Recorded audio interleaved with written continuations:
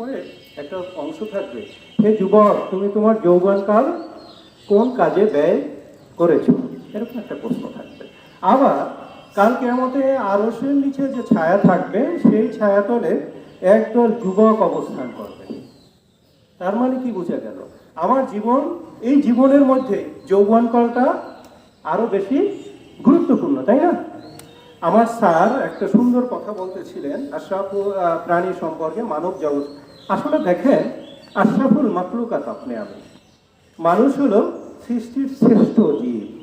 সেই সৃষ্টির শ্রেষ্ঠ জীবকে আপনি আমি সহযোগিতা করতেছি কিভাবে?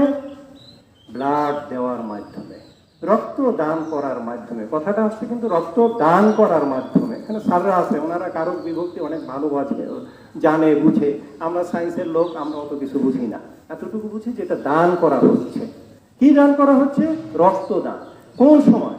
একজন মানুষের যখন খুব প্রয়োজন, এটা যার প্রয়োজন সে বুঝে।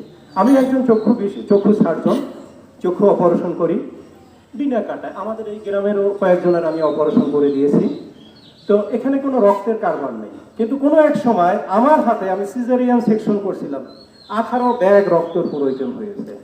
আমার নিজের খালার অপারেশন করার আগে আমি 1 ব্যাগ রক্ত দিয়ে আমি নিজে অপারেশনে দাঁড়িয়ে গেছি। আমার নিজ হাতে যখন সিজারিয়ান সেকশন করেছি বরিশালে একটা প্রাইভেট ক্লিনিকে, অনেক আগের কথা বলতেছি, পরপর তখন, এখন এত যে মেডিসিনগুলো আবিষ্কার হয়েছিল তখন অত মেডিসিন ছিল না। আমার হাতে অপারেশন করা রুগীকে যখন 18 ব্যাগ ব্লাড দেওয়া লাগে, তখন আমার অবস্থাটা কি ছিল, রুগীর অবস্থাটা কি ছিল, রুগীর অন্যান্য আত্মীয় স্বজন যারা ছিল তাদের কি অবস্থা ছিল, সেটা সেই সময়ে বলে দেবে শুধুমাত্র, তাই না?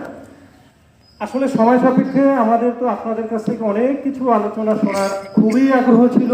আমি আলামিন, আমি আরেকটু বলে নিই, অল্প একটু সময় বলবো।